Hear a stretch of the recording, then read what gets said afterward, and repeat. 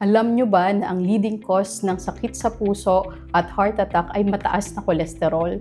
Tama mga kabayan, ito ay ang ating pang-araw-araw na maling pagkain, sedentary lifestyle, at iba't ibang klase ng bisyo sa buhay. So ano nga ba ang kolesterol? Ang kolesterol ay isang uri ng taba sa ating katawan.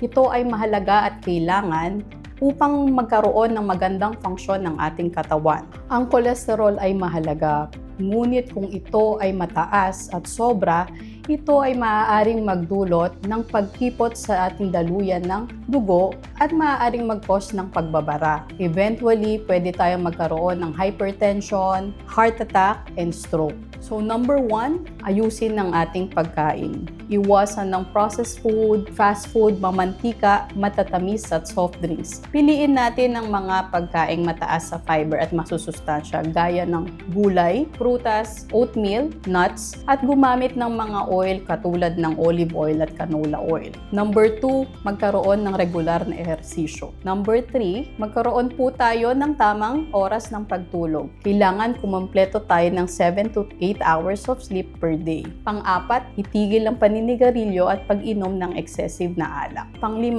ay panatilihing tama ang ating timbang. Kaya tandaan, walang warning sign ng mataas na kolesterol. Importante ang regular na blood test at konsultasyon sa inyong mga doktor.